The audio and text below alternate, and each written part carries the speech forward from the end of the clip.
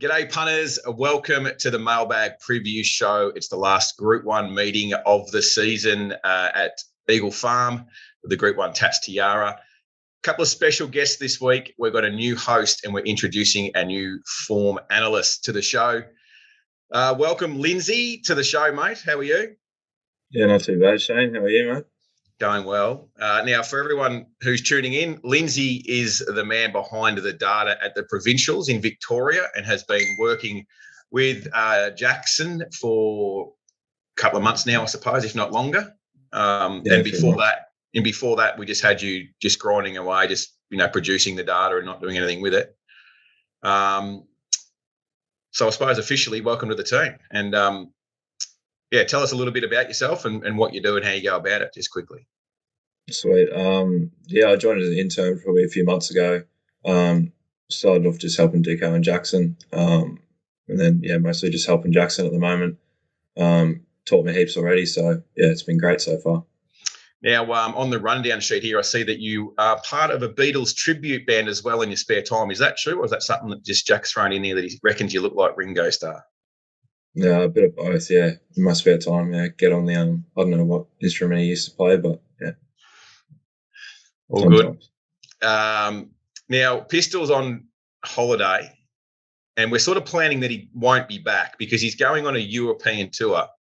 So we don't really know whether he's going to make it back alive or not. So introduced James to the team, who's going to take over some hosting duties, mate. Welcome aboard. Cheers, mate. Good to be here. A little bit nervous, big shoes to fill with Pistol. Like you said, he may not make it back from Europe, so it could be the first of many. Yeah, indeed. Mate, I might as well just leave it to you to steer the ship from here. Yeah, perfect. No worries. All righty, we've got so up on today's show, we'll run through some of the horses to sale through their mailbag bloodstock. Lindsay's got a few races to preview at Caulfield, 3 of them. And as Shane mentioned, it's the last Group 1 of the season, and he'll run through the Tatt's Tiara for us. But first off, obviously the mailbag bloodstock. We've still got a few horses for sale. One that I'm very surprised still there, the Maurice Colt. 2.5% shares for $12.70. Still got a little bit to go in that. Also Boss Queen, which trials soon. That's with the Mar Oostis stable. 2.5% shares in that one, $16.35. And Atlantic Way out with Gavin Bedgegood. I was out there with Dico having a look at his setup, a nice little setup he's got there. That'll win a maiden, and that's a couple of months ago, and that's a little cheap one if you want to get involved. 2.5% for $362. As always, if you got any queries about the bloodstock, email Jono, Jono at themailbag.com.au, and he'll help you out with any questions that you may have bloodstock wise. We'll get stuck into it. The first race we want to preview, I'll throw over to Lindsay, is race 2 at Caulfield on Saturday. Sorry, I should have said before I started with mailbag, I was punting Victorian metros mostly. So I have a decent handle, and more recently just focusing on the 2-year-old, 3-year-olds and the maidens, like Shane said in the provincials. And 2-year-old race is my favourite, and this is a great one to preview. The market's been a bit volatile this year with the 2-year-old races when they open, when the markets do go up and late. A prime example of that is here. I think She Dances and Eros. So when the green corporate went up last week, 2 back when She Dances debuted, She Dances went up 34-1 and Eros went up a $4.40 elect and was quickly backed into $3. She Dances won impressively on that debut at Sandown, but a bog track, 1,000 metres led towards the rail. And now it goes up $5 and Eros goes up 26s out to 31s. It has been corrected a bit now into 18. But I just thought that gap was still a bit too big considering what they would have started last time if Eros wasn't scratched. The wet track is a query again, and they may scratch again, but I think that price differential is too big. Also, Thron Bone down the bottom, 34-1. It was a big race from the back at Sandown that day. And I think it's over the odds at 34-1.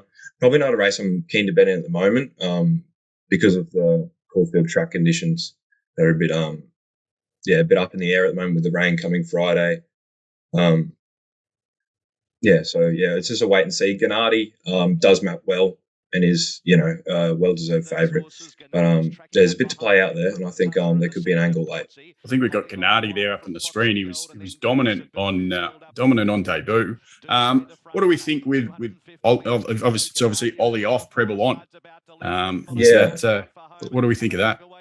I did see that. Not a worry at all. I don't think Ollie's riding at Caulfield on Saturday. I wouldn't read into that too much. And I'm a massive fan of Brett Preble. One of the best, I think, when he's on song. So I wouldn't worry about that. And that Caulfield performance was excellent down the straight. And that's some of the best 2-year-old form, I think, in Victoria, in behind. Comes through, there's Bubble Palace form lines there. Yeah. And it quickened very well there, and it's only going to get better based on its breeding. Yeah, maps perfect here. $2. Does map well, and I think with the rail true there at Caulfield on Saturday, it's always handy to be up on the speed. You don't want to sort of be in that back third. So, like you said, does map well, and for those that like to take the tomato sauce odds, could be one to throw in some multiples. Yeah, that's right. I also have some stats there. So Caulfield, just leading over the past, so this is year to date, leading 14% strike rate, 6.49% in the green. On pace, 12.7% strike rate, 14.88% in the green. Leading on soft, 15.4% strike rate, 12.04% profit on turnover, and on pace soft, looking at a 13.4% strike rate, 33.8% pot, which is huge. Sure is. So just a wait and see for you on the day, see how the track comes up. A bit more rain in Melbourne, I think, over the next couple of days. So Jackson Oldham's our weatherman at the mailbag mostly. He said 100% chance of rain Friday, up to 10 mils. So it's a soft 6 now, I believe. Yep. So it could get anywhere into that heavy 8, heavy 9 range with the rain. And as always with this, guys, sign up to the mailbag and join the app. It's that get the mailbag service. It's that last 5 minutes is that sort of last bit of betting advice that you do need to make a decision on a Saturday, especially with a bit of rain around and the wet tracks. What we'll do, we'll go off Broadway a bit from the run sheet, and we'll head over to Eagle Farm. As I mentioned, the last Group 1 of the day of the season, the Tatt's Tiara, and we'll throw to Shane. Yeah, thanks, mate. Like you say, the Group 1 Tatt's Tiara. Going to be some very lucky connections here. They're going to get some black type, isn't there? That's what it's all about. That's the only reason we race, isn't it? Looking at this field. Let's have a look at the market. Ana Vista is going up favourite here, which is, no shock, I suppose. It's Group 1 figures. It's got Group 1 figures. Sort of expect it to be extremely hard to beat. And then you've got, a number of other horses, around that. Snap Dancer, 650. Then you've got a heap of horses around that $10 to $15 mark. Away Game, Kiku, Nudge. One that I like in particular, a Tissue. We'll go into that a little bit further. Star Tonte. So, you've got a $5 favourite, $6.50 Snap Dancer, and then, double figures the rest. Have a look at the speed map here. I put together a bit of a map, just trying to work this race out. I think Vangelic and Snap Dancer are the two obvious. Now, Snap Dancer's drawn gate 21. Don't think it really matters. You've got a fairly long run down the back there at Eagle Farm, and I think it'll work its way to sort of outside the leaderish position with Vangelic kicking up. I think Ana Vista lands in a beautiful spot here. It's going to get to get to one off the fence, and then it's going to be a matter of whether a horse like Away Game, Palazzo Pan sort of pushes forward. And then you've got Shout the Bar and a horse like a Tissue who has been sort of beginning a bit awkwardly previously, but jumped a lot cleaner last time. And I think a similar beginning to last time, and it's going to land in a lovely spot ahead of some horses that beat at home last time, which was Nudge and Kiku. We just have a look at that last start effort of a Tissue here. This was a really slowly run race, this one.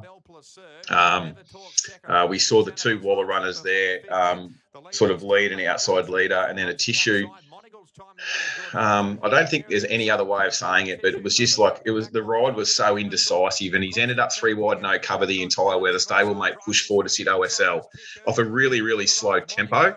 And then a tissue, you can see it out here, the widest runner in the straight, making ground. Obviously, it was a slow tempo. Did close off third fastest last 200 of the meeting. I thought it was a pretty good effort. So considering it's going to settle in front of both of those horses that beat it home on last start, I think it's safe to say settling in front of them in this race and getting a much better run in transit, that it'll beat those two. The horse to beat is Anna Visto. Now, we've got some footage of its trial here, and I don't know I don't know this horse well enough. I've gone through and had a look at as many, runs as I possibly could, but this is Anna Visto at Deagon. Now, for those that don't know the geography, Deagon is north of Brisbane. See that big brick wall around the back there? That's to keep the people out. As you can see here, here's Anna Visto travelling OSL in a trial here. Dale Smith's on it. Now, Queensland stewards don't publish shoe reports anymore, so I can't tell you if it had heavies on or race plates. But you can see here, this horse was shaken up, and she was asked to do a bit here. I just sort of thought, looking at it, that for a $5 favourite in a Group 1, I'm in a dirty old trial at Deagon, and I've been shaken up and asked to put a field away. Now, that's Alderman inside it. Alderman would be conservatively millions and laying it confidently on the fair in a Group 1. So, you can see there that, Dee Smith asked her to stretch right out. And I don't know, I hope she's a better racehorse than a trialer off the back of that. It definitely doesn't scream back me in a Group 1, does it? Not at $5. Now, on the data, her 1,400-metre figures are fantastic, particularly fresh, and that's exactly the setup that she comes in here. She's got good figures at Flemington and Caulfield. So, obviously, on that data itself, the horse to beat. I've had something small on a 1x2 basis each way on a tissue. I just thought that last run was really, really good. And you sort of go back and go through the field here, and Snap Dancer to 1,400. Slight has to be a query because she's going to have to be used up from the gate. Is it going to be strong enough late?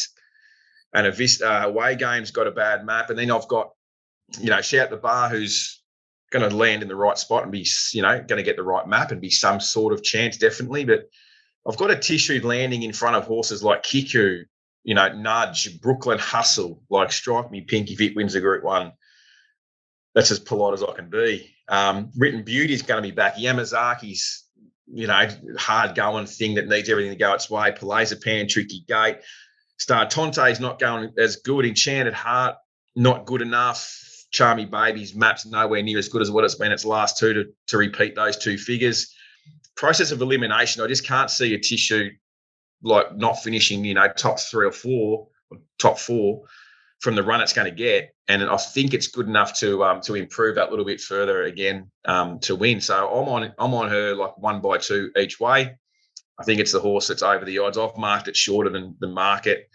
I've also marked Anna Visto like off the data and the map shorter than $5, but I'm just not sure that I can back it off that trial. And it probably comes out race day and pisses in, and you're not shocked. And as it gets close to jump time, I'm probably still going to chop something at $5. Yeah. But I think you make a pretty good case. You've got Anna Visto price, and then you've got a Tissue's place price, and they sort of marry up. So I think you've made a pretty good case there for the 1x2, 1x3 punters out there to have a little lash. Well, I hope so. Look, it's a pretty low meeting. Acceptances didn't come out until about 3 hours late. Racing Queensland must have been on the phone to trainers asking them to accept or something, because the rest of the meeting does look pretty ordinary. But thankfully, like every other Saturday in Queensland, we've got like Mackay, Rocky, Toowoomba, Gold Coast. Right in your wheelhouse. Plenty of betting. Give me the provincials any day of the week.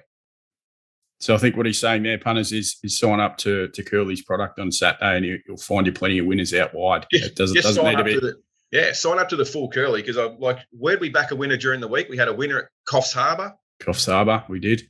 Backed a winner somewhere Tuesday. Coming off a nice performance. We backed a winner at Bow Desert during the week as well. Doomben, we won a shitload yesterday at Doomben. And a fill up yesterday at Doomben. So everyone on the Curly product, their pockets are full. So sign up again and bet with the king.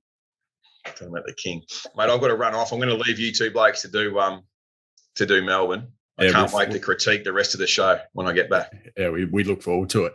All righty, thanks, Shane. There's Shane's Eagle Farm preview. So, as we said, he sounds very bullish there about a tissue on the 1x2, 1x3 basis. So, and as we mentioned, sign up to the Curly product out wide is what he's famous for. What we'll do, we'll jump back to Caulfield now with Lindsay. The next race we want to preview there is, I'll just pull it up, is race 6 on Saturday. And we've got a 1,000 metre, 1,000 metre scamper there at Caulfield. Over to you, Lindsay.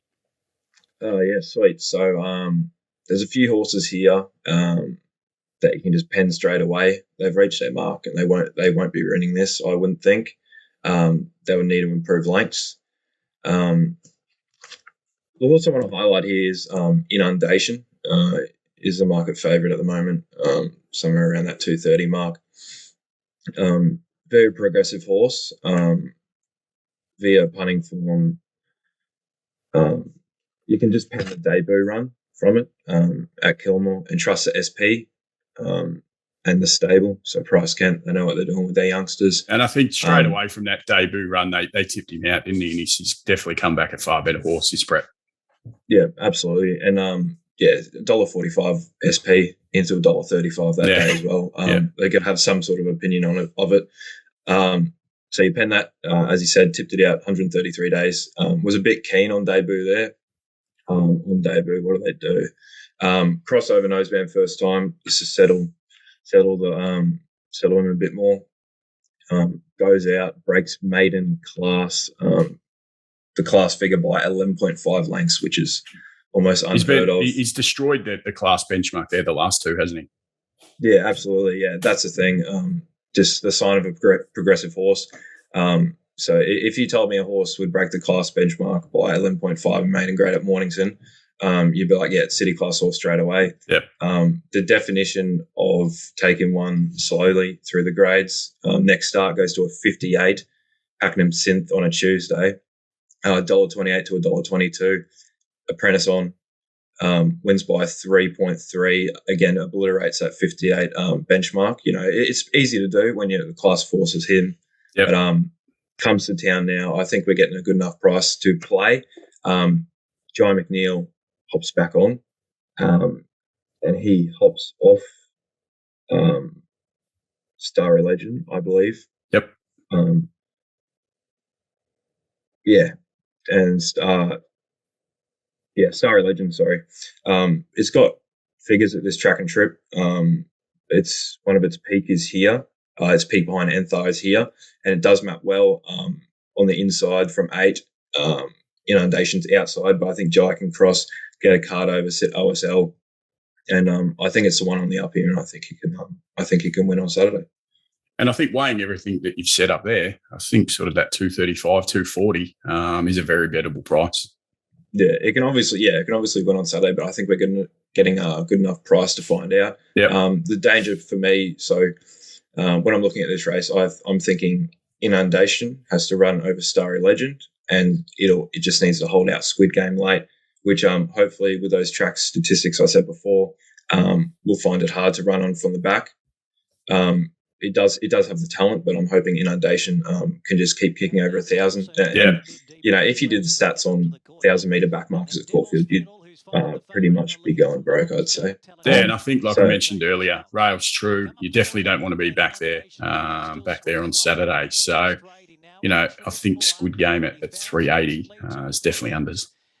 Yeah, and that replay of the Inundation there at Mornington, pretty effortless. The next start on the synthetic was almost more impressive than that. It hit the front, ears were pricked. We'll see it here. Yeah, we've got him here. So he just bowled around.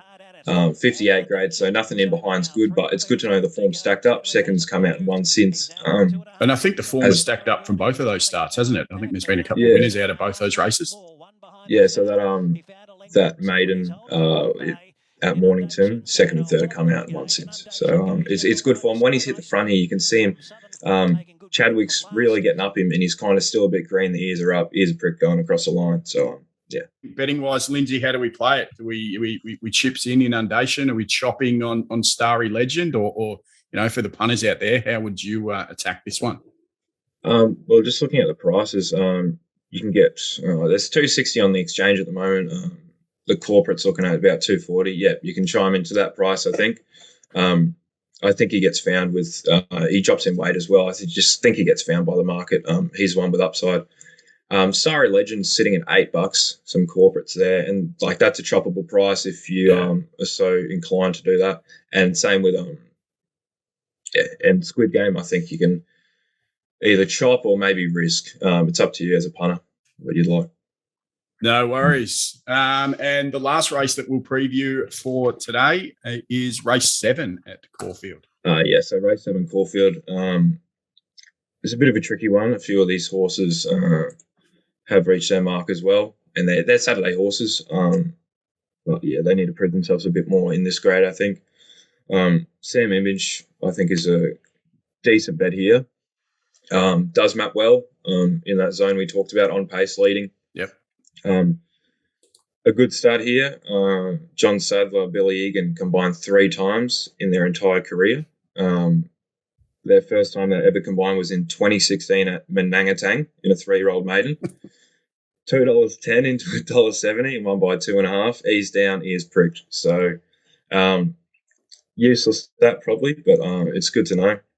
And they haven't combined since 2019, so partnering here. Hopefully they can get Sam Image over the line. I think it goes Logan McNeil, so 60 kilos to 55. It has solid form of 1,100 metre Caulfield runs. It's had some good tempo and rated well off that good tempo, so I think it can stretch it out to 12 here. Crossing the line with It's Our Time, I think is good enough form for this. Yep. Especially Skywolf coming through that Sandown meeting where, some of them had just rated huge. And similar to the first, Curran's out the back. It'll have to run past Sam's Image, I'd imagine, to be winning here. Pioneer River, more of just a straight horse. Blazer Trails are probably the danger. Gets through the wet, gets Jai now, good map. But I think Sam Image is a great play at 20 to 1 by 3. And you can maybe have something small and Curran running on from the back too. Sounds good. Sounds like a play. We all love for a nice $21 winner on Saturday. So that's all we've got for previewing the races. We'll just do a bit of a summary there of Lindsay's bets. So obviously Shane had to leave us. Eagle Farm, as we mentioned, the last Group 1 of the season there, the Tatt's Tiara. He's pretty bullish on a tissue on a 1x2, 1x3 basis. Maybe even a chop out on Anavisto that we saw the trial of.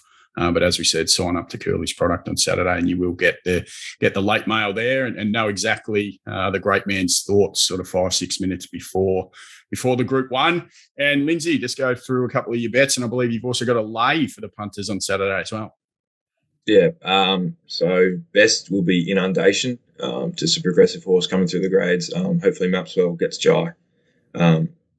Ticks in its favour. I'm no genius for finding a $2.40 shot, but hopefully he can get the job done for punters. Do we think it'll firm on the day? Is it one that everyone watching the preview show today on a Thursday that they should chime into now? I've half stakes fixed and half stake SP. Yep. That's how I roll half the time. So you get the best of both worlds kind of thing. But yep. I think it will firm on the day with the map, with the drop in weight, with the figures coming through. It's a progressive one. And I think they'll find it. So that's our race 6 bet from Lindsay. And race 7, how are we playing? Race 7, I think you can go 1x3, Sam's Image, and you can have something to chop or have a small result on Curran running on from the back. And then in the last, I think we can lay Sig Positano, win and place. I will be. Win and place. Laying win and place. Win and place. I think its performance last start at Sandown wasn't ideal. Heading into this, Billy Egan to Michaela Lawrence could get buried the fence, and I think there are a few there, even though they're better over further. I think they they can handle it. It's good in the wet, but hopefully those map queries can get it beat. Beautiful. So we've got a couple of bets in race 6 and 7, and laying the favourite winning place. So fire up your Betfair accounts, punters, and lay Lindsay's favourite there in the last. That's it. That's it for today, guys. As I mentioned at the top of the show, still got a few horses to sell on the mailbag bloodstock side of things. So if you do have any questions, jono@themailbag.com.au. And as always, download the Mailbag app, sign up to the products on Saturday and get that late mail, get that last piece of information that you need 5 or 6 minutes before the race. Thanks, Lindsay. Good debut. Sweet as. Thanks, James, mate. Good debut from both of us, hopefully. I'm sure the Facebook chat group will give us some feedback. Shane will be chiming in, no doubt. Shane will definitely leaves early, but he'll still chime in. Leaves us 2 rookies to steer the ship, and then he'll be the first one to bag us out in there, no doubt. Unbelievable. All right, mate. Go well Saturday, punters. You've got a few bets there. Good luck.